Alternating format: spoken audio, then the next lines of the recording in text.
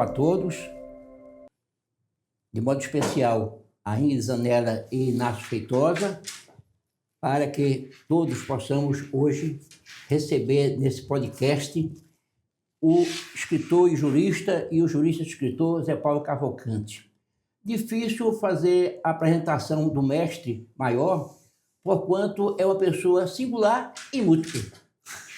É o acadêmico imortal por 3 vezes, da Academia Pernambucana de Letras, da Academia Brasileira de Letras e da Academia de Ciências de Lisboa, que é a Academia Portuguesa de Letras. O biógrafo de Fernando Pessoa é uma pessoa que se tornou internacional pelo seu trabalho.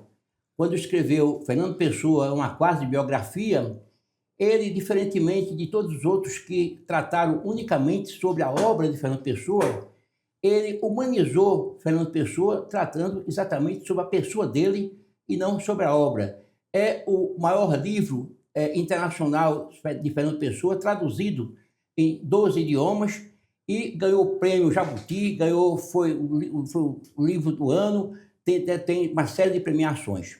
Portanto, falar de Zé Paulo Cavalcante é falar de uma instituição. Eu quero dizer ao eminente mestre da nossa elevada satisfação de tê-lo aqui nesse podcast, com os cumprimentos da OAB e da editora da OAB, porque estamos vivenciando uma oportunidade muito importante para a comunidade jurídica e para a comunidade literária. Antes de mais, Zé Paulo, eu gostaria de, e é imperativo que seja assim, falar do seu pai. O nosso Zé Paulo Cavalcante, o jurista, o civilista, que inclusive deixou para a comunidade, não apenas de sua época, mas de todos os tempos, excelentes escritos. Eu tive com ele uma grande admiração, uma grande amizade, e fui premiado com todas as publicações dele. Espero que a editora da OAB possa reproduzir, provavelmente em digital, as obras de Zé Paulo. Mas para falar de Zé Paulo, seu pai, eu diria que ele também foi um poeta. Poeta como foi Fernando Pessoa, mas poeta de vida, porque no seu livro, que trata sobre escritos diversos do direito civil, em epígrafe, ele diz exatamente o seguinte: a Maria Lia, nome que, depois de 40 anos, a minha mão ainda escreve tremendo. Essa epígrafe da obra de Zé Paulo demonstra não apenas a sua poética, mas o seu humanismo. E aí eu começaria por falar de Zé Paulo, seu pai, no trabalho que ele fez, baseado numa palestra que proferiu na Universidade Católica de Pernambuco, em 13 de setembro de 1984, quando ele se colocou contrário à substituição do Código Civil de 1916, em face do projeto de lei que, naquela época, em 1975, já tinha sido apresentado. E essa contrariedade à substituição do Código Bevilacqua, que é um monumento jurídico, ele se opunha também não apenas à substituição do Código de 16, mas em função também da atribuição que foi dada a Miguel Reale, porquanto Miguel Reale não ser um jurista no sentido formal do direito privado, direito civil, mas um filósofo, fazendo então a sua ponderação de que essa atribuição deveria ter sido dada a Afonso de Miranda.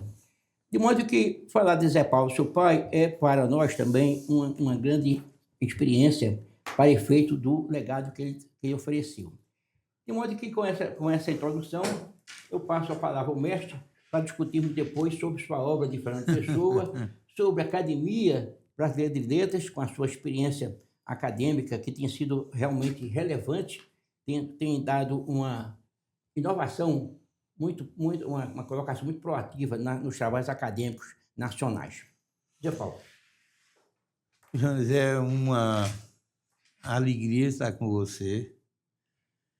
Jones não tem idade para isso, mas é uma lenda do direito brasileiro, de forma que é um amigo queridíssimo.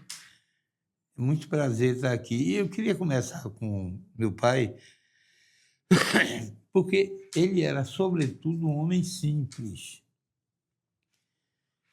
E Eu vou dar 2 detalhes do casamento dele com Dona Maria Lia, que é o seguinte: ele morava aqui, ela no Rio.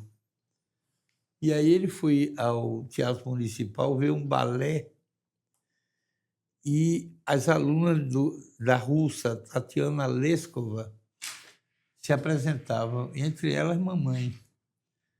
Ele ficou perdidamente apaixonado por ela. Na saída, perguntou onde ela morava. Eles moravam naquela época na ilha de Paquetá. Aí, no dia seguinte, chega ele na ilha com 2 bicicletas, convidando ela para dar um passeio de bicicleta. E, no meio do passeio, primeira vez que se encontraram, pediu em casamento. E mamãe aceitou com uma ressalva: aceito desde que a gente more perto do mar. Ela era uma apaixonada. Casaram. Aí outro problema do casamento. Casaram no civil, o juiz, você conheceu muito, foi o nosso Zé Lopes de Oliveira, amigo querido. Civilista. Civilista. E minha avó, a mãe de papai, tinha morrido há pouco tempo, não houve festa, mas minha mãe quis casar na igreja. O problema é que papai tinha uma audiência marcada no Foro do Recife às 4 horas da tarde.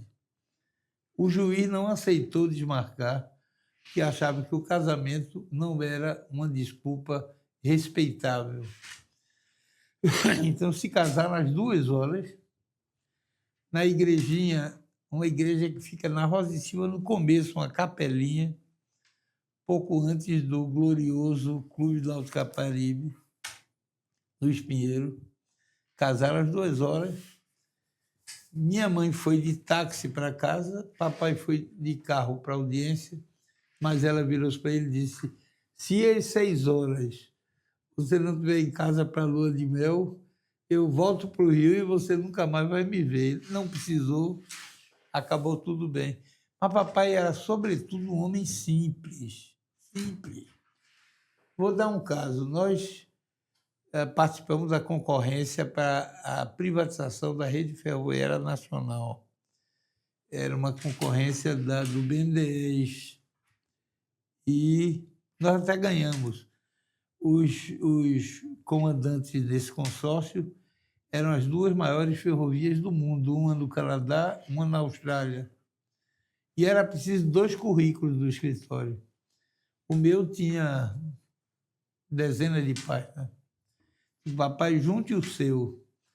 Na hora de mandar, eu fui conferir, ele escreveu o seguinte: José Paulo Cavalcante, advogado no Recife, ponto final do currículo. E, papai, isso é uma concorrência. Diga mais, ele disse: meu filho, profissão e destino é tudo. Diga mais, não vou dizer. Sem que ele soubesse, eu fiz uma relação dos 34 trabalhos jurídicos que ele assinou, alguns livros no meio. Então, eu botei isso e juntei as páginas das publicações. Ele nunca soube disso. Agora, era simples. Por exemplo, quando eu fui ministro em Brasília, da Justiça, eu pedi a ele várias vezes para ir para lá. Eu queria que ele conhecesse uma realidade para ele nova, Jones. Como é que a gente atendia as pessoas, etc.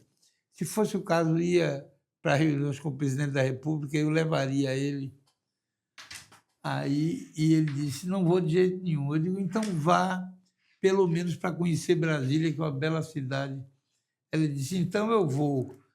Eu disse: quando? Ele disse: quando você não for mais nada por aí.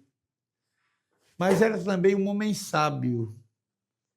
Por exemplo, eu, em 69, eu estava no 4º ano da Universidade Católica e os militares me proibiram de estudar no Brasil. Depois ainda proibiriam de ensinar. Faz mal. Aí eu cheguei em casa meio triste, porque ia parar os estudos.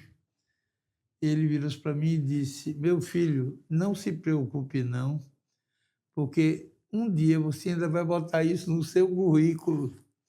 Então, Era uma pessoa simples que levava a vida.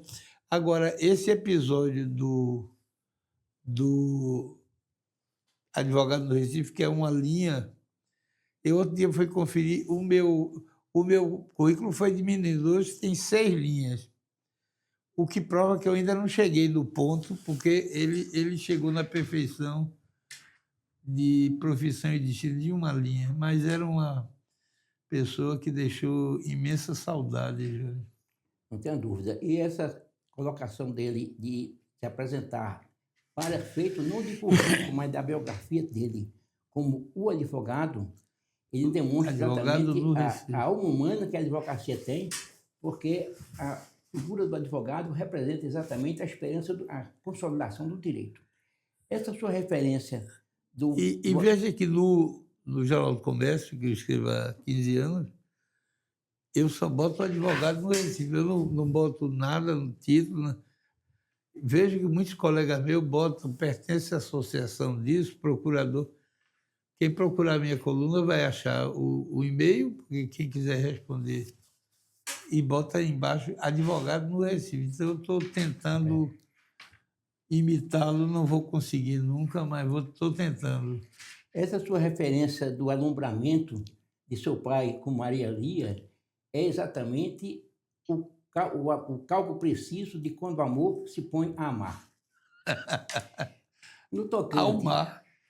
Ao mar. Ao mar. No tocante à pessoa de Zé Paulo Cavalcante, eu gostaria de destacar 2 aspectos. No seu livro sobre os escritos diversos do direito civil, ele trata sobre o contrato consigo mesmo.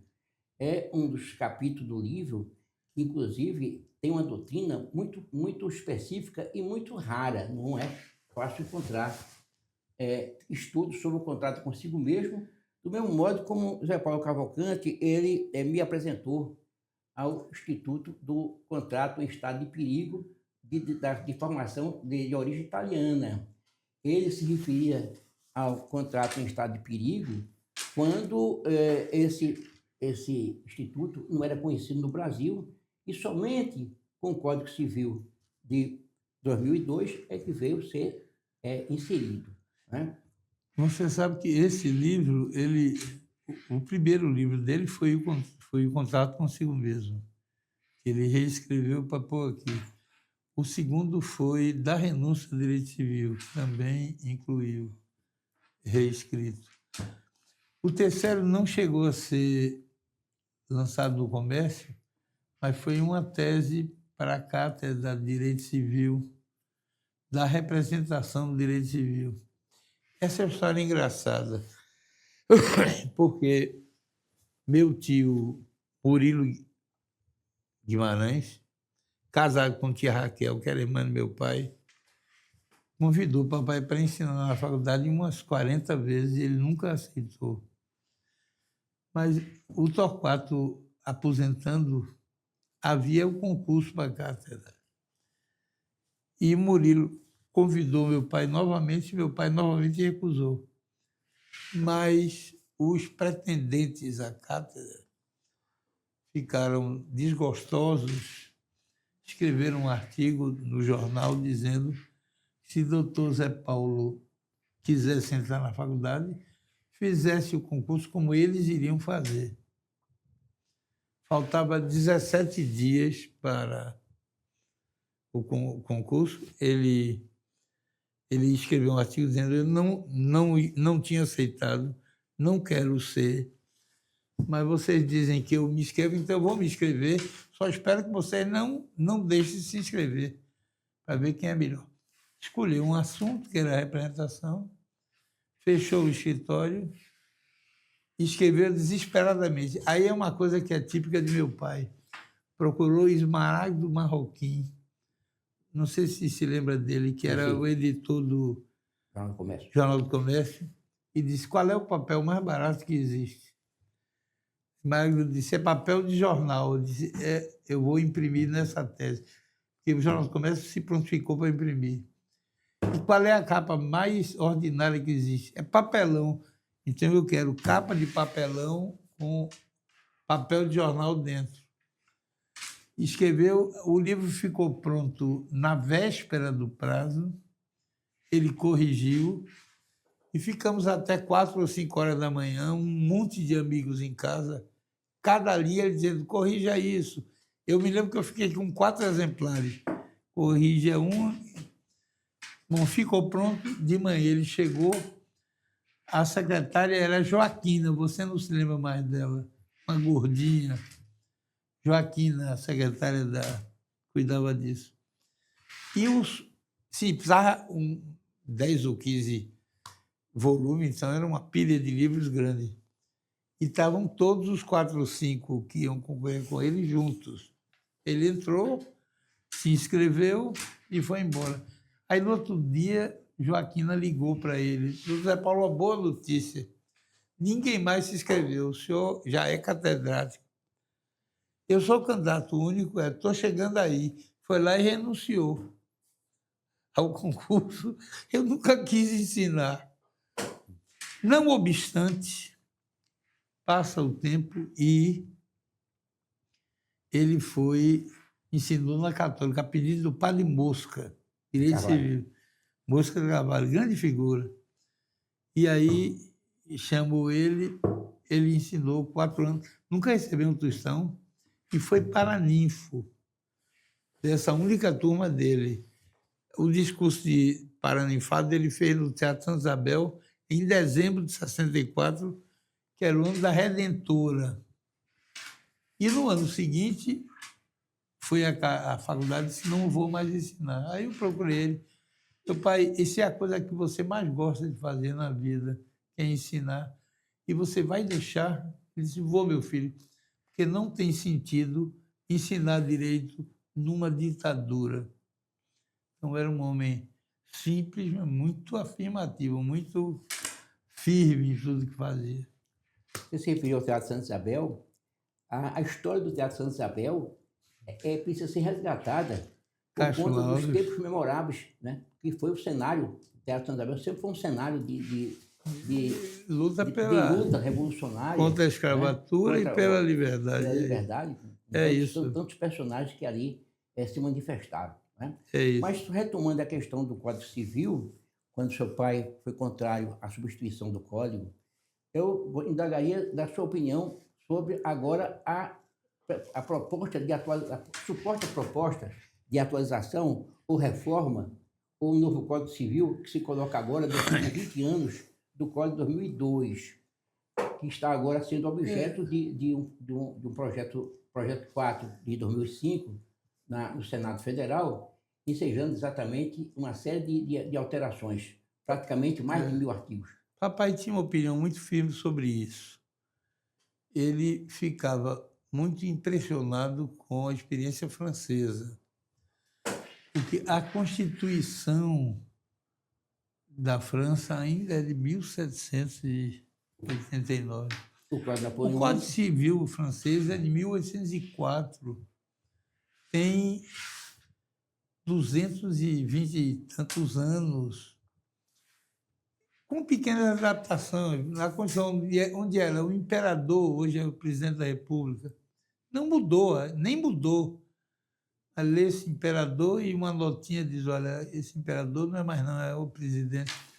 E ele dizia que há um grande valor de certeza que se conquista com a manutenção das regras. Essa mudança de regra todo o tempo não é algo bom. Se alguma coisa precisa ser mudado, você vai nesse ponto, muda, mas mantém íntegro o texto, sobretudo um texto com a qualidade do Clóvis Bevilacqua, que formou-se aqui na Faculdade de Direito do Recife. De forma que eu, pessoalmente, concordo com ele, essa volúpia por jovens juristas... Dois reformistas, né? De querer mudar sempre, aí muda tudo, mudam os livros, ganham as editoras, os responsáveis pelo texto publicam os seus textos. A gente perde em estabilidade, Jânio. Isso, eu acho que nisso ele tinha razão. Um pouquinho menos angústia, um pouco mais de calma. mantemos os textos que todo mundo já sabe qual é, e é melhor do que sair mudando tudo, mudanças apressadas, sem muita reflexão, né? O Brasil é o A Brasil. grande questão da reforma do Código Civil hoje é que ele afronta com uma especificidade. Porque quando o projeto do Código foi em 75, ele só veio ser realmente reformado em 2022, Foi. uma defasagem de 27 anos, quando necessário se faria uma adequação contemporânea.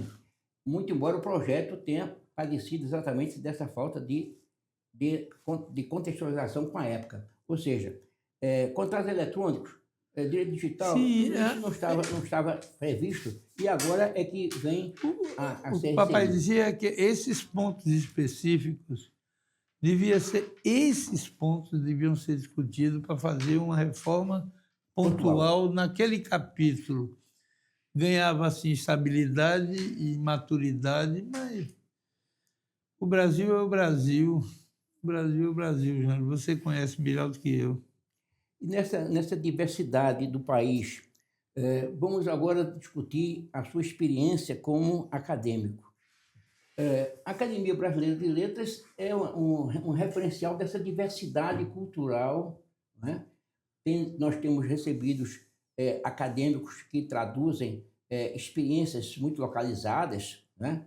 Agora mesmo, um escritor indígena ingressou na academia. Krenak, Ailton, Né? Krenak. Exatamente. E de modo que essa diversidade mostra o Brasil que somos, né? Fragmentados. Essa fragmentação lembra os heterônimos de Fernando Pessoa, que depois nós iremos incursionar nisso. Mas com relação a essa colocação da academia, qual é a sua experiência hoje em relação ao papel que a Academia Brasileira de Letras tem oferecido para uma nova, digamos, uma nova cultura brasileira? E aqui eu quero acentuar duas situações interessantes que eu gostaria de ouvir a respeito. Os acadêmicos, cada um traz consigo uma experiência literária, uma vivência cultural, uma representatividade até geopolítica, mas, sobretudo, é uma experiência com determinados escritores. No seu caso, por exemplo, a sua expertise maior, internacional, consagrada, sobre Fernando Pessoa. Agora, houve um ingresso recente de um amigo nosso comum, o Zé Roberto Castro Neves, que é a maior especialidade em Shakespeare. Eu indagaria se, dentro desse contexto, os acadêmicos têm também as suas afeições com relação a grandes escritores. Sim, Johnny, mas o normal lá não é bem escritor, é por assunto. Então, o Evaldo Cabral de Melo, que vem com a herança cultural de Pernambuco, etc. Arno Valder, o Abade holandês. Arno é um pouco a realidade jurídica brasileira até o século passado. É mais por assunto. Mas a academia tem um sistema com o qual eu estou inteiramente de acordo. O Brasil é um país plural, diverso. Então, a academia deve representar a diversidade social. Por exemplo, ela tinha um membro que era cineasta, Nelson Pereira dos Santos, que foi, Vidas Seca, foi o maior cineasta do seu tempo. Perdemos ele, veio Cacá Diegues, de Bye Bye Brasil, grande figura. Nós agora procuramos Walter Salles, por uma razão simples. Se temos que ter um cineasta, vamos ter logo o único que ganhou um Oscar. Exatamente. Mas ele não quis. Aliás, tem alguns não quereres que são engraçados. Por exemplo, havia um que não é escritor, é fotógrafo, que se fosse candidato, seria candidato único. Salgado. Sebastião Salgado, ele não quis ser. Mora em Paris, não queria ser. O outro está muito mal agora, que é um amigo queridíssimo seu também, que é Luiz Fernando Veríssimo. Exato. Eu conversei ontem com a mulher dele, Lúcia, para saber por que é que ele nunca quis entrar. A impressão é que o pai não queria. O pai, ele é filho do Érico, grande Érico Veríssimo. E o Érico foi várias vezes em estado a se apresentar. Então, a vez mais cruel foi Viana Moug, foi lá na casa dele, pegou o avião, vim pegar sua assinatura para você se inscrever na academia. Aí o Érico disse, eu só tenho uma exigência, Viana. Qual é? É entrar na sua vaga. Aí o Viana entendeu que ele não queria mesmo entrar. Talvez em respeito ao pai, mas Luiz Fernando Veríssimo, se fosse candidato, não teria opositor. Ninguém era doido. São umas figuras assim míticas. E estamos em vias de perder que o Veríssimo teve um derrame e não atingiu nem braço nem perna, atingiu a fala. Isso é que é uma ironia, Jones. Uma pessoa que viveu sempre da palavra, o derrame atingiu exatamente a fala. A Lúcia estava me contando ontem uma história curiosa. Ele foi alfabetizado em inglês, que eles moravam nos Estados Unidos. O Veríssimo uma vez me disse que já leu mais livros em inglês do que em português. Então, como ele não falava, o médico sugeriu que ele tentasse falar em inglês, que as pessoas conversassem com ele em inglês para ver se ele respondia, mas nem assim, de forma que... Mas essa ideia de que a academia seja plural, tem mulher, tem índio, tem diversa... Tem um problema central que é do Machado com Joaquim Nabuco e os outros. É que o Machado dizia que, para funcionar, tinha que ter... Eram 25 membros, todos teriam que morar no Rio. Primeira formação da Academia Brasileira era 25 membros, todos morando no Rio. E a explicação é essa. Ele dizia, você vai eleger alguém de Pernambuco? Pernambuco, para chegar no Rio, tinha que vir de burro. E demorava 20 dias, um mês. Não é possível. Agora tem avião. Então, o Nabuco e outros fizeram a seguinte proposta. A Academia Francesa é 40. Fique com seus 25, mas os outros 15 podem vir do resto do Brasil. De forma que é uma coisa boa, porque não dá para você, morando aqui, ficar indo toda semana para as reuniões e para os eventos. Não, é impossível operacionalmente, de forma que... Por isso se explica, antes de mim só teve Mauro Mota, foi o único que era pernambucano, morando no Recife, continuou morando. E Mauro morreu em 84, quer dizer, faz agora mais... 40 anos. 41 anos. 41 anos. Não é fácil, é difícil você... Agora, essa interface do escritor jurista e do jurista escritor, nós temos muitos escritores que são conhecidos pela sua obra literária, mas trazem também uma biografia muito rica do aspecto jurídico. Eu lembraria Zé Alencar, Zé Martins Alencar, que, conhecido por toda a sua obra, ele foi, inclusive, ministro da Justiça.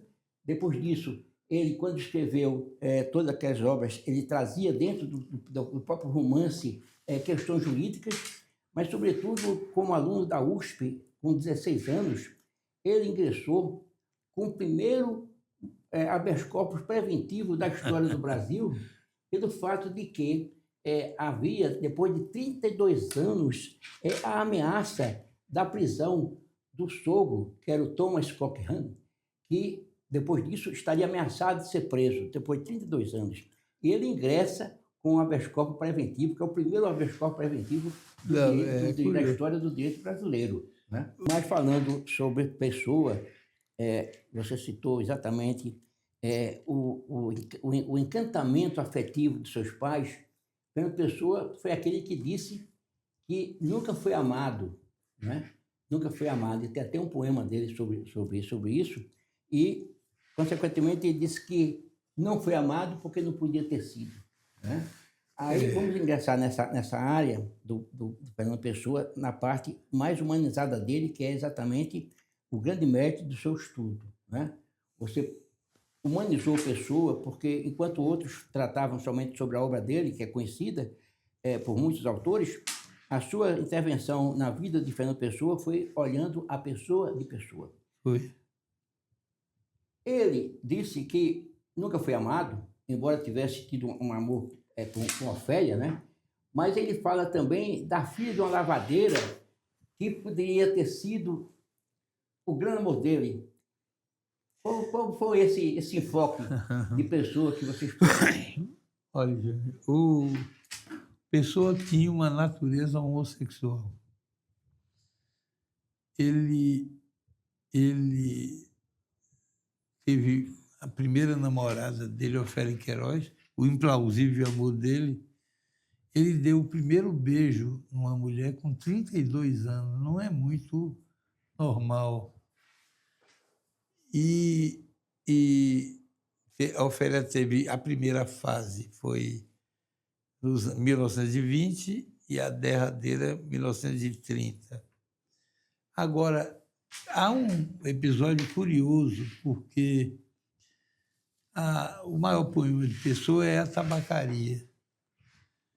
E na Tabacaria, bom, um passo atrás, o livro começou de verdade num momento mágico, onde eu percebi um estalo, uma coisa mítica. Eu percebi que Pessoas não tinham imaginação, no sentido de que ele só falava com o que estava em volta dele. Só estava em volta dele. Ele escreveu a vida dele.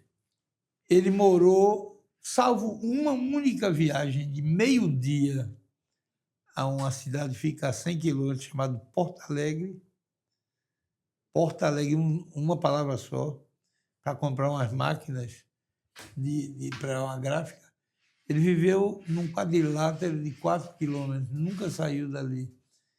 E não usava nada de imaginação. Por exemplo, se eu preciso de um personagem, eu podia inventar o nome Antônio José.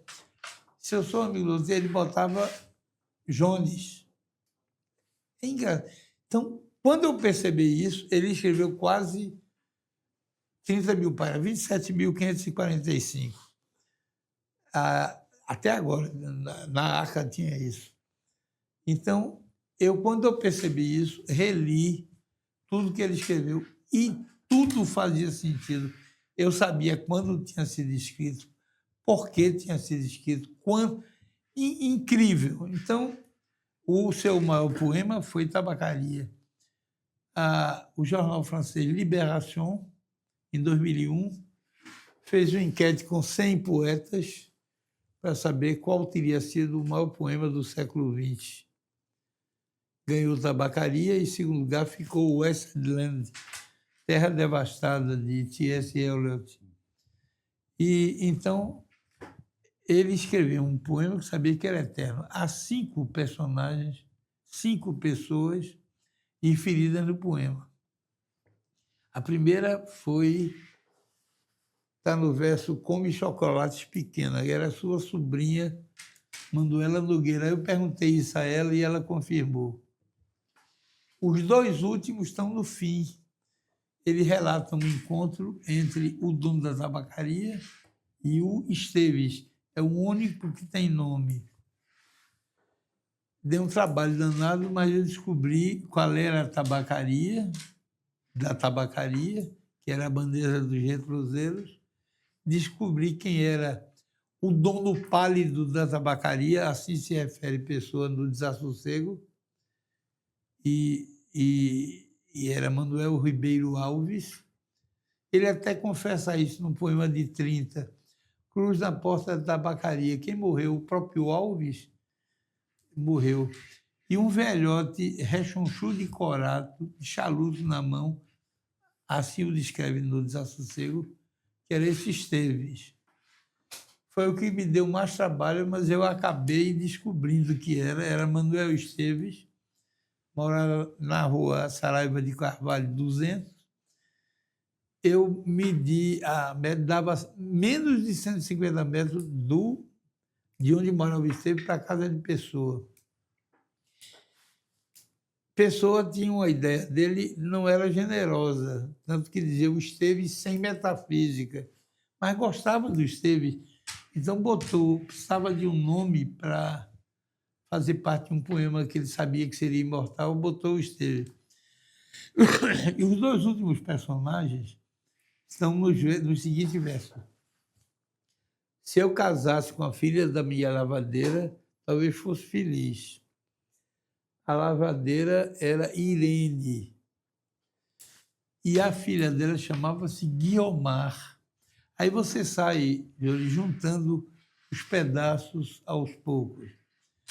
A tabacaria foi, não obstante publicado só em 1932, na revista Presença, foi escrita em 1928. Também de 28 é um romance de Pessoa chamado A Educação do Estoico, escrito ao mesmo tempo. E na Educação do Estoico, Pessoa disse: tive, porventura, a opinião de casar com uma rapariga bem simples, mas entre mim e o amor interpuseram-se 14 gerações de barões. Por quê? Porque o livro A Educação do Estoico foi escrito pelo heterônimo Barão de Teve. Também tem outro episódio engraçado. A pessoa tinha um amigo queridíssimo que o defendia sempre, até inventou que ele tinha um amante na rua Ferragial de Baixo. E esse amigo pediu que ele registrasse a sua filha. E deu o nome, que não é como no Brasil. Aqui só quem poderia registrar a menina seriam os pais. Lá qualquer um podia. Então ele pediu que registrasse na conservatória a mulher como Múcia Leonor de Andrade. Aí Pessoa registrou a menina como Múcia Guiomar de Andrade. Quer dizer, deixou o Guiomar por quem ele estava apaixonado e pensou casar, deixou a pobre da Múcia Leonor, virou Múcia Guiomar. Aí você sai juntando esses pedaços e vai formando a história de Pessoa. O seu trabalho investigativo, ele foi algo, eu diria, fenomenal, porque houve um trabalho escafandrico na vida de Pessoa e dos seus personagens. Mas, retomando a questão do Esteves, me fale sobre a localização do Manuel Esteves, que foi exatamente um trabalho seu de maior, que demonstra essa investigação minuciosa, extremamente técnica, mas apaixonante sobre a vida de Pessoa. Olha, eu vou contar. Primeiro, eu sabia que existiam Esteves. Quer dizer, Pessoa não inventaria um nome, não era o estilo dele, já conversamos isso. Aí eu contratei um jornalista e um historiador. Então eu disse, eu quero o nome dos escritores Esteves que tem em Portugal, para ver se Pessoa admirava um. Nenhuma Esteves. Então, quais são os políticos Esteves em Portugal? Portugal nunca teve nenhum político que se chamasse... Esteves é sobrenome, hein? Esteves. Então, eu encomendei ao meu historiador, o maior jornal da época era o jornal... Diário de Notícia. Diário de Notícia, você sabe disso. Ele foi no Diário pela Notícia e pegou a data em que ele escreveu Tabacaria e foi para trás 3 anos, vendo todas as edições, para anotar todos os Esteves que apareceram. Apareceram 3 Esteves. Pelas idades, profissões e moradia, não eram eles. Eu tinha desistido. Mas, no começo da pesquisa, eu fui ver o atestado de nascimento de Pessoa e de óbito. O de óbito estava na primeira conservatória, são 7. Quando eu cheguei lá, ele disse, não, infelizmente não posso dar, porque estamos mudando esse setor para a 7ª conservatória. Eu posso ir lá agora, só estará pronto daqui a 6 meses, 1 ano. Então, eu digo, deixa isso para o fim. Quando estava acabando o livro, está na hora de ir buscar a certidão de óbito, que a essa hora já estará na 7ª. Aí peguei. Aí descobri, já dizer o seguinte, Pessoa, o único familiar de Pessoa era uma irmã chamada Teca, que morava em Cascais. Só que Cascais, naquele tempo, não é Cascais hoje. Você demorava um dia para vir de Cascais para Lisboa. Ela estava com a perna quebrada e tinha 3 filhos. O marido dela, cunhado de Pessoa, tinha que ficar em casa para cuidar da mulher, roupa e alimento, etc., e cuidar dos meninos. Então, eles pediram a um amigo para registrar o óbito de Pessoa. Mas ninguém pede a qualquer um, você só pede a alguém muito próximo, faz parte do dia a dia para casa. Pedir para registrar a morte de um irmão, você não pede a um amigo qualquer, tem que ser um amigo do peito. Aí foi que eu vi que o amigo era Manuel Esteves, Rua Saraiva de Carvalho 200. Fui lá na rua, em vão, porque naquele tempo devia ter uma entrada, mas hoje é uma loja, é um restaurante, e os andares de cima você só tem acesso por dentro do restaurante. Então, eu não cheguei a ver. Mas teve experiências Não inusitadas. foi exatamente o Esteves que O veio o Manuel registro Esteves. do óbito, né? Mas, veja, Mário Sacarneiro escreveu para a Pessoa 156 cartas. De Pessoa, suspeitas que são 5. Uma que ele escreveu para Mário Sacarneiro, 3 que não escreveu para ninguém, mas pelo tema teriam sido escritas para Sacarneiro, e a última era um rascunho de uma carta que ele não enviou, porque soube que o Sacarneiro tinha se suicidado, tomando arseniato de estricnina. Não sei nem o que é isso. Deve ser um veneno. A minha pergunta é, onde estão as cartas de Pessoa? Eram cartas quase diárias. A pessoa escrevia uma, mas essa cadeira... Assim, as 156 de Mário Sacarneiro estão guardadas a Pessoa. Onde estão as de Pessoa? Aí eu vou a Paris, porque ele mudou de hotel Sacarneiro 3 vezes. No último hotel era o mais barato, mais ordinário, chamado Hotel des Arts, ficava em Montmartre, lá em cima. Aí eu fui lá. Falei com a proprietária do... Sim, porque eu pedi a um amigo meu, Paris, disse, dê uma olhada nesse hotel para saber se as cartas de Sacarneiro estão lá. Ele disse, eu falei com a dona do hotel, Madame Anouf, e ela disse, tem umas cartas lá numa língua esquisita que ela não sabe qual é. Eu disse, como é? Ela disse que tinha um bocado de carta no português ou uma língua esquisita. Eu amanhã estou aí para lá. Peguei um avião essa noite, cheguei em Paris, fui com Letícia. Peguei ele e fomos falar com Fátima Anouf, Madame Anouf. Aí mostrou ali, as cartas não eram de Pessoa. Mas aí Sacarneiro enterrou-se no hotel, não era no Père Lachaise, era no outro, no restaurante grande. Não, foi no Père Lachaise, que é o mais charmoso hotel. E aí o cônsul de Portugal em Paris, Marcélia, mas que estava em Paris, disse que pôs no túmulo de Sá Carneiro os livros que ele estava lendo, junto do caixão. Tem que explicar, Sá Carneiro era gordíssimo. Tiveram que pegar o maior caixão da loja, então sobrava alguns espaços.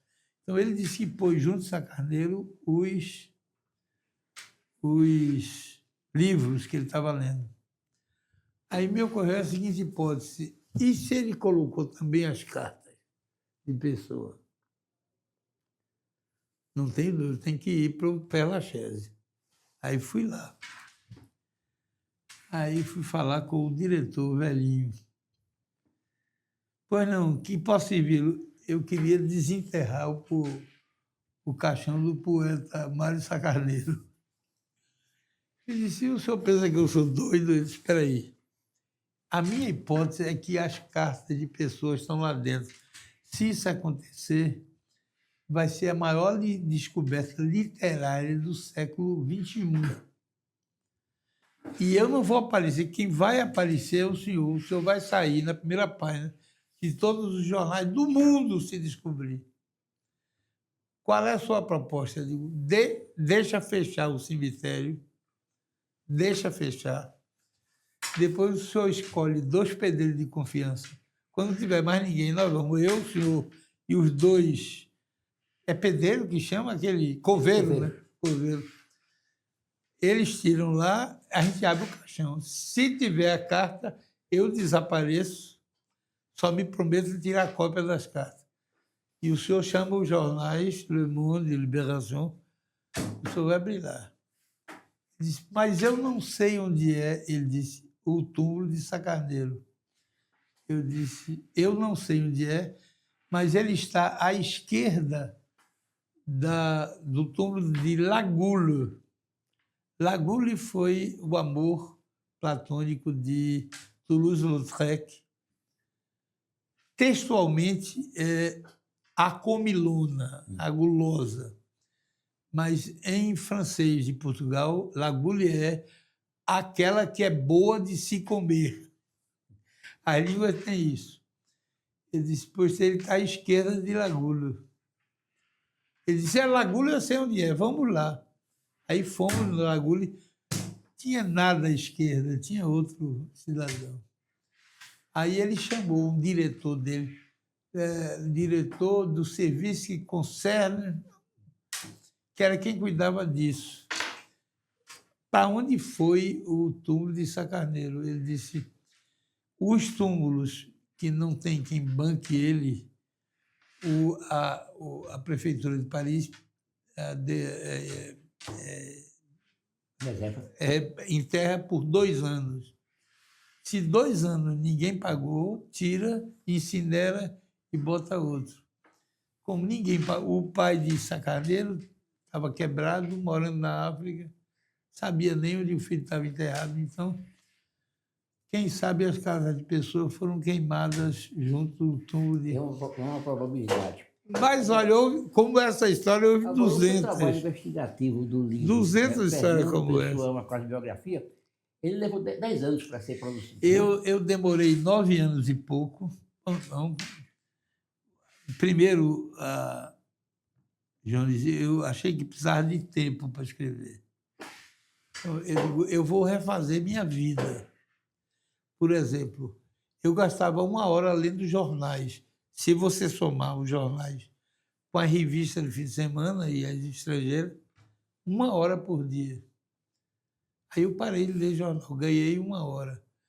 Como é que você sabe da informação? Eu vejo a manchete do jornal, para ver se tem alguma coisa importante, o artigo de opinião, e o mais é a Rádio CBN, Rádio Jornal.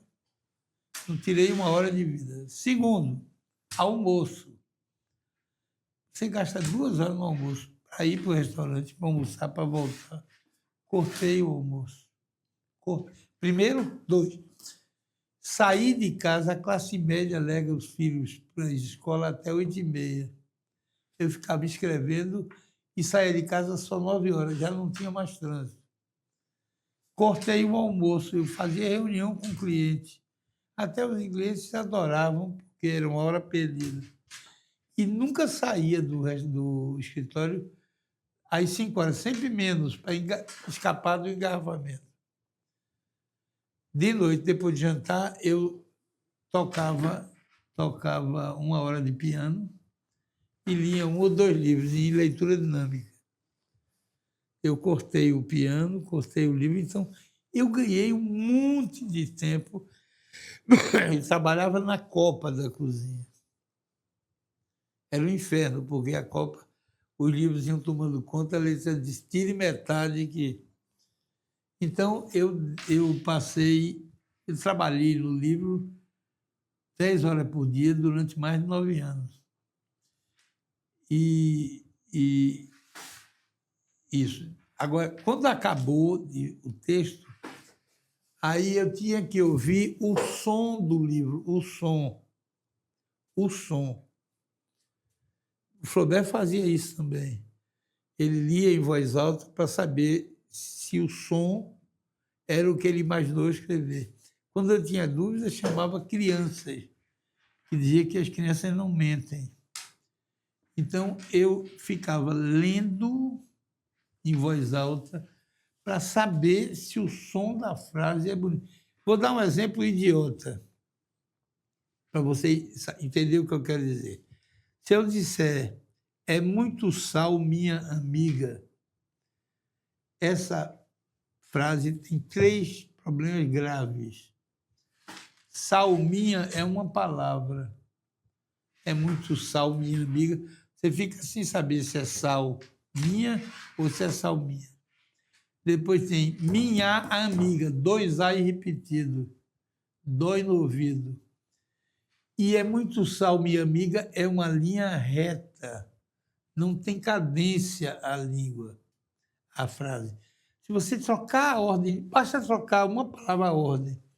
É muito sal, amiga minha. Desapareceu o salminha. Desapareceram os 2 A.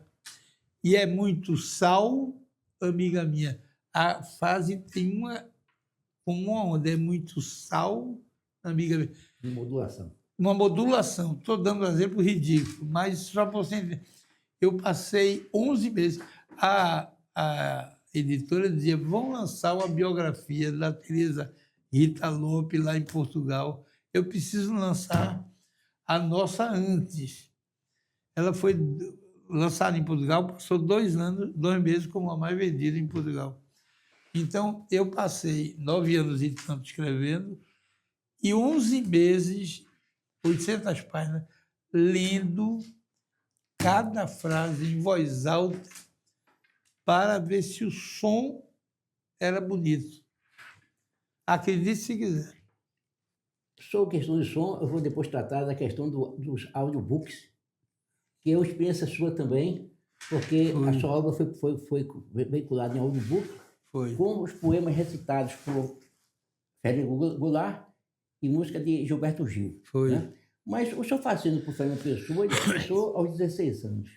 Qual foi o gatilho emocional que o fez ficar fascinado pela obra de Pessoa? Boa pergunta. Houve 3 momentos na vida que eu percebi a dimensão do gênio. O primeiro, eu até 12, 13 anos, eu queria ser maestro. Nunca falamos sobre isso. Toco todos os instrumentos, todos. Dei concerto de piano. Aí, 12, 13 anos, mudei e decidi ser diplomata.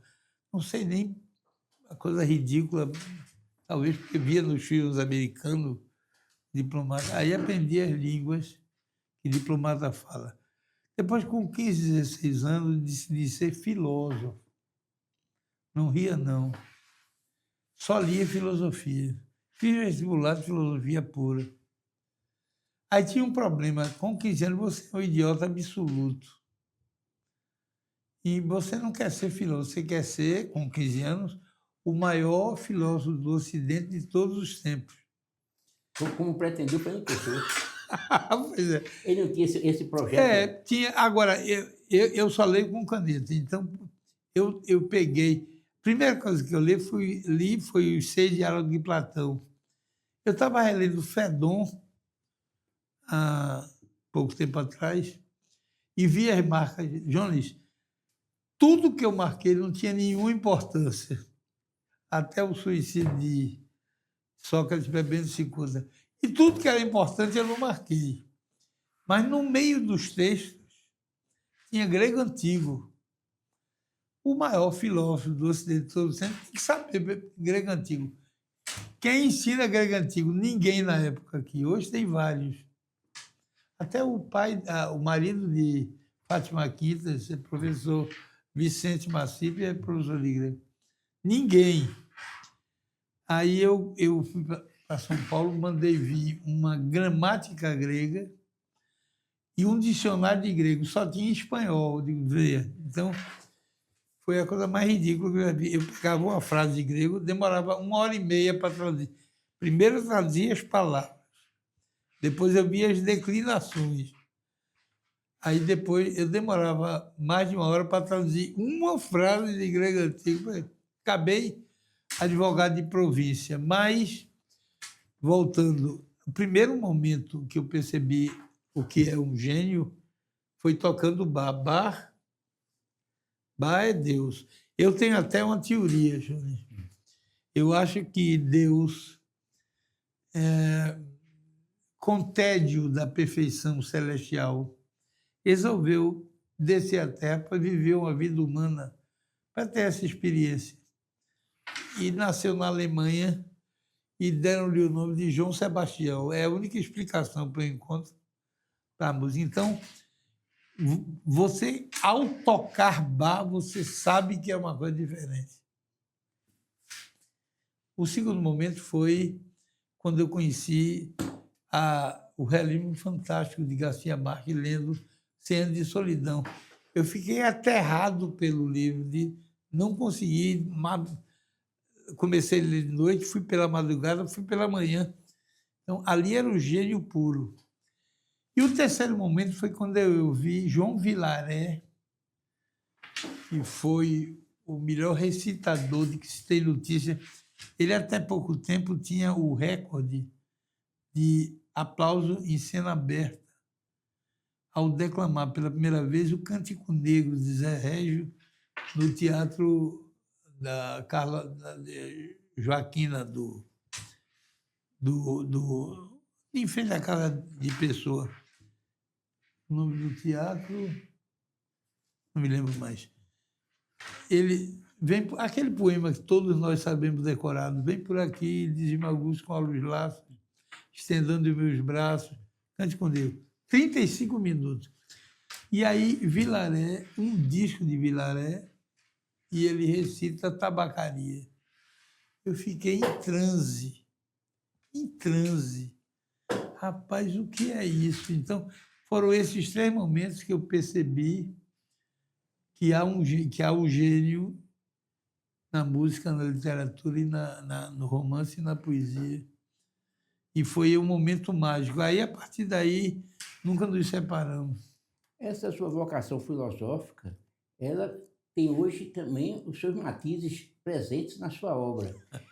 E por falar exatamente em filosofia, recentemente, aliás, no ano passado, em março do ano passado, foi publicado um trabalho de o poeta e o filósofo se referindo exatamente a Fernando Pessoa e a Hegel. Esse autor, o Vanderlei Dias da Silva, lançou esse livro pela editora IP das Letras, de São Paulo. E ele faz uma avaliação interessante quando ele diz que a estrutura dos heterônimos de Pessoa ela pode ser interpretada como uma forma de dialética, conceito central da filosofia de Hegel. E aí ele faz exatamente ele coloca a visão de Hegel sobre a realidade que se desenvolve por contradições, tese, antítese e síntese. E aí ele, fazendo referência aos heterônimos, ele diz: Alberto Caeiro é o sensacionalista puro, que rejeita o pensamento abstrato, tese. O Ricardo Reis é o clássico, racionalista e estoico, antítese. E, finalmente, o Álvaro de Campos, que é o moderno emocional, apaixonado pelo progresso, é a possível síntese ou uma nova tese, né? Então, essa estrutura entre o poeta e o filósofo, ela pode ser vista como um efeito existencial e literário da dialética de Hegel. Eu indagaria essa, essa ligação do poeta com o filósofo em função dessas estruturas heterônomas, ela tem procedência ou é apenas um exercício retórico? Cada um escreve o que quer. Essa tese dele é complicada, porque ele fala em 3 heterônimos.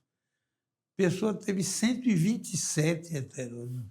E os outros 124? Qual é o papel da... Ele pega 3 e os outros 127. Os heterônimos, aí deixa eu dizer uma coisa que você talvez não vá gostar, Jones, que é o seguinte. Quem começou com a história de heterônimo foi um poeta da Era de Ouro dinamarquesa, Søren Kierkegaard, que escolheu 6 heterônimos. Pessoa foi encantou-se com isso e começou a escrever.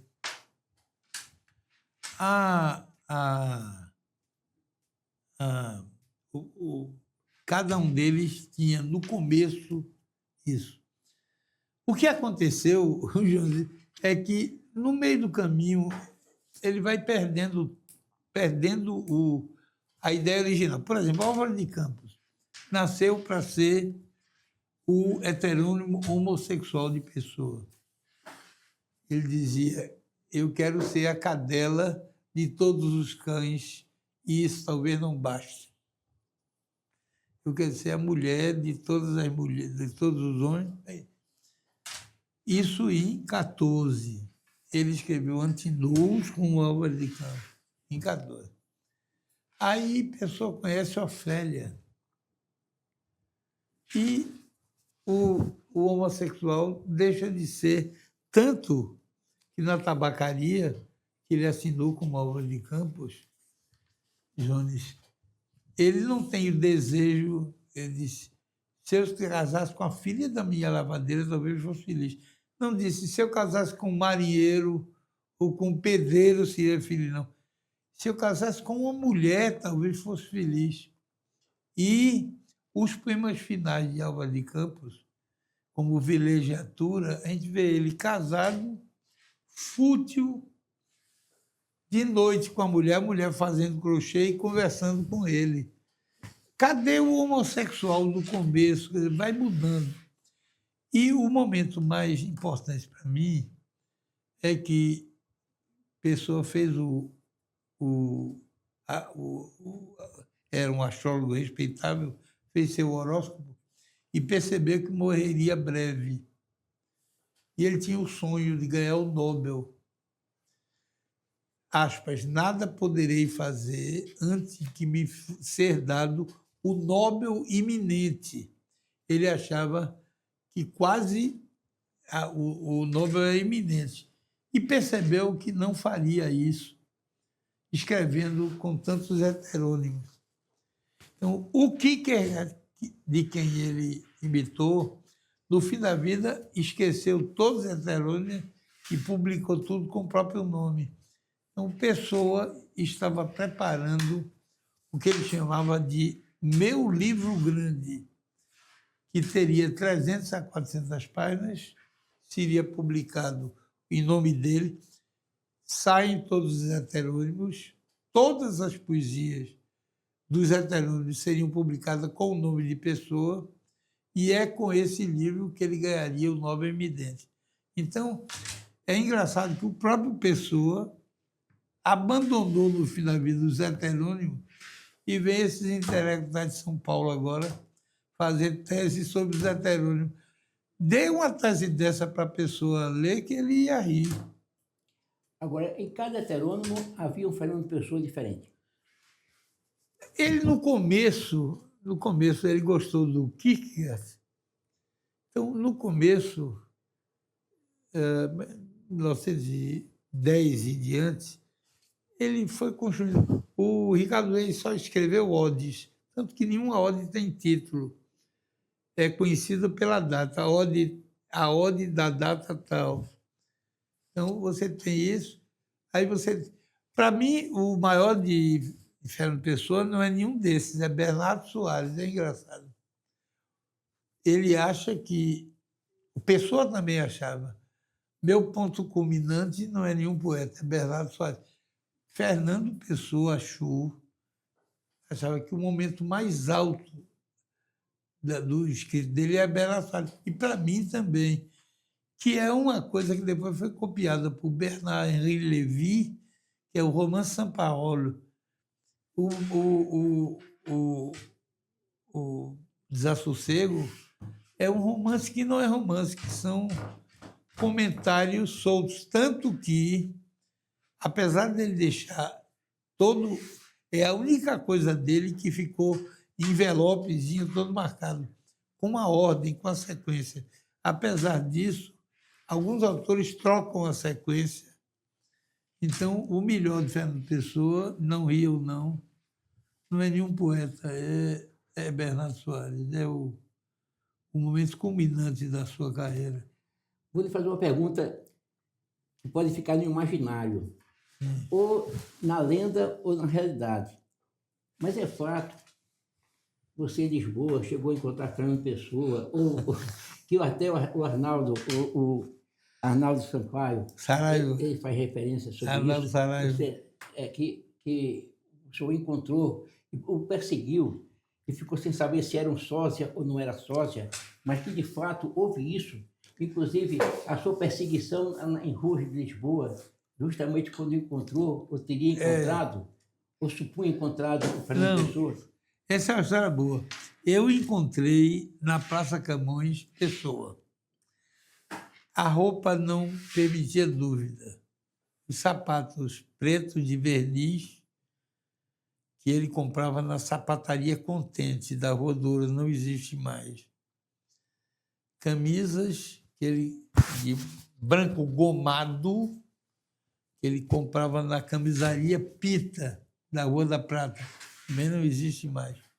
Ternos anglo-saxônicos, que ele mandava fazer na Casa Lourenço e Santos. Tinha 3 endereços, mas pela descrição dele, ele ia ao endereço da Praça dos Restauradores, ainda existe, já estive lá para fazer roupa.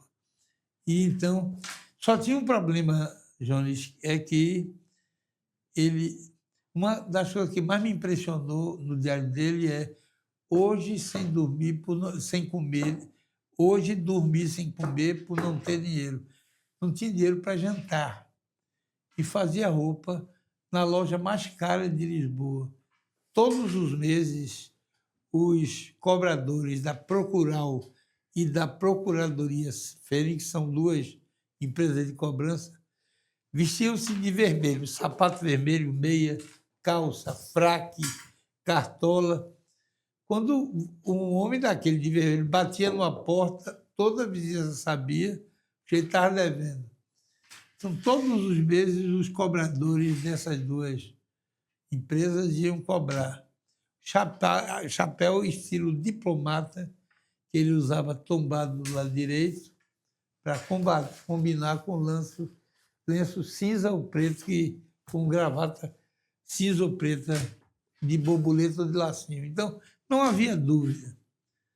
Letícia, vou atrás de Lisboa. Aí ele me viu, saiu andando. Aí foi para a igreja dos italianos, do lado direito. Aí eu fui atrás dele. Letícia disse, você está assustando o rapaz. Não, isso é pessoa, vou ver. Aí de lá ele trocou e foi para a Brasileira, do outro lado da rua. Onde tem a estátua. Onde tem estátua de Lagoa Henriques, uma estátua de bronze. Você sentou lá e já bateu a rua. Todo mundo já bateu lá.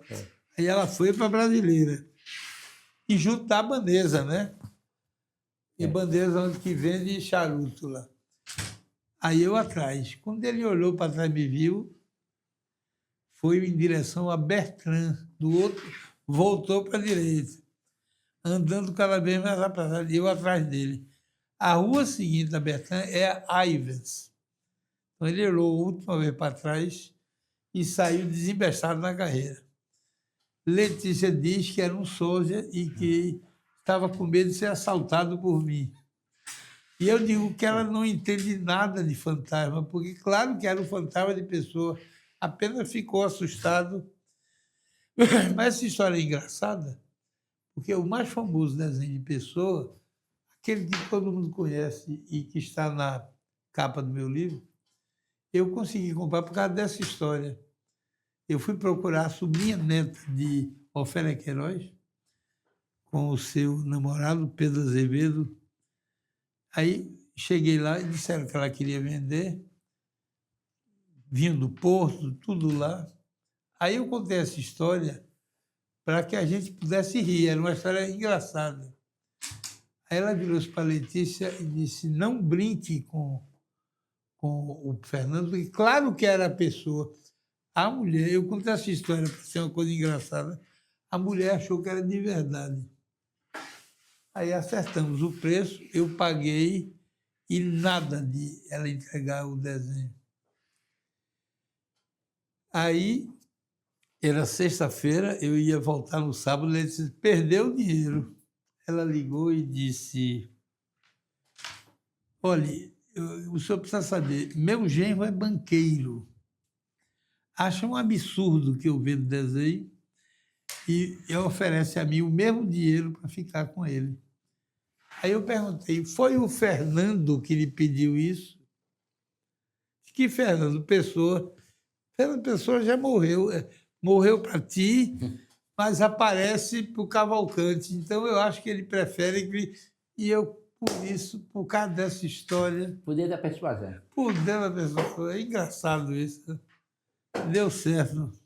E no caso de Fernando Pessoa, ele não deixou seguidores hoje na poesia atual, nem portuguesa, nem brasileira. Não, você tem, quer dizer, contemporânea dele foi Florbela Espanca. Florbela suicidou-se com 30 anos. Aliás, antes dela, o irmão dela botou a mulher e os filhos no avião e se jogou no Tejo. Suicidou-se o irmão e depois ela. Você tem... Gabriel Mistral? Não, você tem o autor de Os Bichos, Miguel Toga. Miguel Toga, o nome verdadeiro é Afonso Rocha. Afonso Rocha viveu até os 25 anos no interior de Minas Gerais como caçador de cobra. Voltou, foi para Coimbra, virou médico e Miguel Toga só não ganhou o Nobel de 60 por pressão de Salazar. E você tem alguns grandes poetas. Antônio Gedeão hoje é um poeta monumental. O Manuel Alegre, Gedeão, inútil seguir sozinhos, querer ser depois ou antes, onde Sancho vê moinhos, Dom Quixote, cada qual com seus caminhos, onde Sancho vê moinhos, Dom Quixote vê gigantes. Vê moinhos, são moinhos. Vê gigantes, são gigantes. Manuel Alegre, que para mim merecia um Nobel, porque é um poeta monumental, sem contar a deusa da poesia, que é Sofia de Melo Braille Andressen. Miyakoto sofreu influência, ou sofre influência de Fernando Pessoa, Miyakoto? Todos, de uma forma ou de outra, o Mia tem naquelas... A Propetela, tem Walter Hugo Mãe, tem grandes... Portugal tem grandes escritores hoje. Não tenho dúvida. Grandes. Meu professor, mestre, jurista, escritor, eu gostaria de, ao finalizar essa nossa conversa, agradecendo em nome da OAB, de Irizanela e Inácio Feitosa, pedir uma mensagem sua como escritor e como jurista, destinado ao jovem escritor e destinado àqueles que são advogados na essência do termo. Então, essas duas mensagens são muito importantes para que nós tenhamos, então, a síntese apertada da maestria do seu trabalho e da sua literatura. Eu tinha um grande amigo que era Eduardo Galeano. Às vezes, às Às vezes, vezes a Berta da América Latina. Estavam acertando para ele vir aqui para a praia, ele pegou um câncer. E ele citava sempre ele estava num debate, ele e um amigo dele chamado Fernando Birri, e estava num debate, perguntaram para Birri o que é utopia, para que serve a utopia. Ele disse, você vê o horizonte, anda 10 passos e o horizonte avança 10 passos. Anda 100 metros, ele avança 100 metros. A utopia serve para isso, para que a gente continue a caminhar. E o Galeano dizia que essa era... Galeano era engraçado, ele nas correspondências, ele se assinava o Gale. Eu não quis perguntar a ele, meu espírito de pescador, de onde vem esse o Gale, até que descobri que o nome completo dele é Eduardo Hages Galeano. Eduardo Hages, U-H-U-G, Galeano, Gal, o Galê. Então, o que eu quero dizer é o seguinte, é preciso ser correto sempre, é preciso estar em paz com a sua consciência, é preciso dizer o que é preciso ser dito. Sobretudo hoje, o Brasil está vivendo um momento muito complicado, um país radicalizado, que é uma coisa insensata. Você está ou de um lado ou de outro, não tem mais meio termo, é uma coisa angustiante. a falta de tolerância.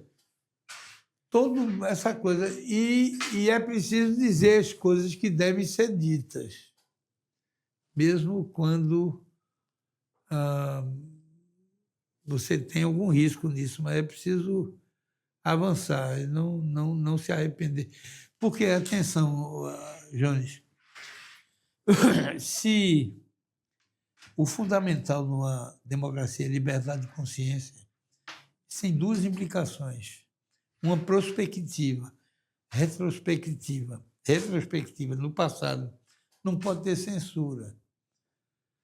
Um ambiente onde haja censura, você não pode dizer que uma consciência se formou verdadeiramente livre.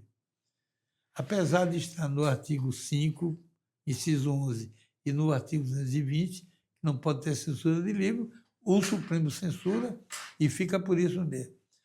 A segunda consequência é prospectiva, vem para frente. Você tem que poder dizer o que você quer dizer. Claro que, se for o caso, seguindo, obedecendo a regra do Código Penal de calúnia, injúria e difamação. Excedeu, se responde. Você não pode ser tolhido no dizer.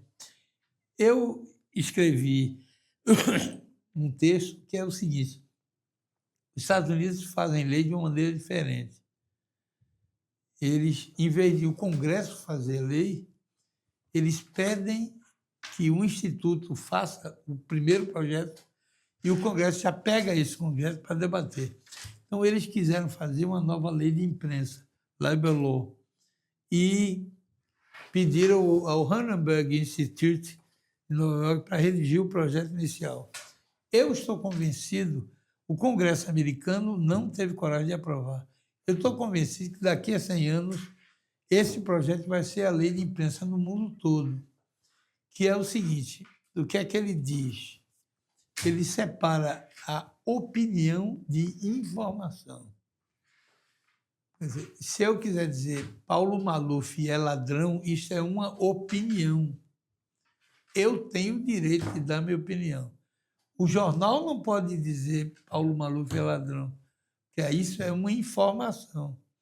Então, eles dizem que a opinião é livre, equiparado à opinião, o que eles chamam de charges e fotos opinativas. O texto em inglês é esse, foto opinativa. Eu fico imaginando que danado seria isso. É um presidente com cap de militar, eu não sei. Foto opinativa. Então, a opinião, você é livre, você tem que ser. Não vale a pena você passar pela vida ter uma opinião, mesmo que desagrade a muita gente, mesmo que seja arriscado, e não dizer. Em frente, que a vida só vale a pena se for para isso. Muito obrigado a você, você é sempre gentil. Falamos sobre Gabriela Mistral. Eu quero encerrar essa nossa conversa de extrema relevância para o mundo jurídico e literário, fazendo uma homenagem ao casal que eu estimo muito, você e Letícia. Ela é cabeça do casal. Exatamente. E tanto é que ela também é sua cuidadora. Ainda não. Então, cheguei nesse ponto ainda. Os cuidados. Não, mas não cheguei nesse ponto, não. Os cuidados literários, né? De ser a conselheira, de ser a musa e tudo mais. Então, citando Gabriela Mistral, eu diria, justamente dedicado ao casal, e Gabriela Mistral diz que o amor é um trabalho nunca terminado. Então, essa é a sua história. Estamos com 54 anos de casado.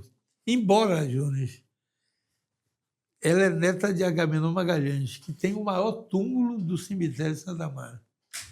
Então, nós estávamos vendo o túmulo dele, ela virou-se para mim com um olhar cândido e disse: José Paulo, quando o primeiro de nós dois morrer, eu vou enterrar você aqui.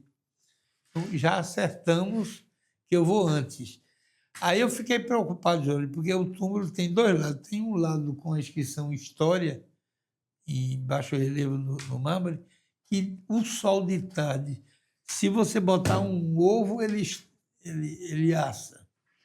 E do lado esquerdo, sob a inscrição Virtus, tem uma mangueirinha, um sombreado. Eu fiquei preocupado e disse: Letícia, você vai botar em que lado? Ela disse: escolha. Eu prefiro do lado esquerdo. Então, que é um lugar mais agradável de tarde, eu já sei não apenas onde vou me enterrar, qual é o lado do túmulo que eu vou ficar. Agora, só tem um problema, viu, Jônio? Ela disse que... é uma frase que eu digo muito, e ela disse: eu vou botar no túmulo. Ele vivia repetindo: ai, que vida boa. Mas eu estou desconfiado que ela não vai fazer isso. Porque quando Ari Barroso sentiu que ia morrer, pegou no papel e disse: por favor, ponham isso no meu túmulo. Aí era: aqui jaz um homem que odiava jaz. E eu fui no São João Batista para o túmulo dele para procurar a inscrição, a mulher não botou, gente.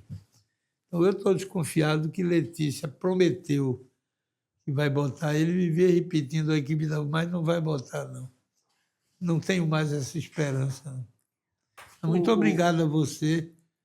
É uma honra estar do seu lado. Satisfação muito grande. E tratando do Agamenon e tantos outros, eu indagaria da sua opinião final, não seria necessário para o resgate dos nossos heróis e dos grandes nomes da vida pernambucana que nós tivéssemos também um panteão? Aí deixo para vocês. Não dá para mim, não. Isso faz história, né? Muito bem. Então, estamos aqui concluindo o nosso podcast. Quero agradecer a maestria do nosso Zé Paulo Cavalcante e dizer que a OAB se congratula com o seu trabalho, com a sua visão missionária, com a sua vocação de jurista e de escritor. Estamos sempre aqui à disposição de todos. Muito obrigado a todos pela deferência da audição.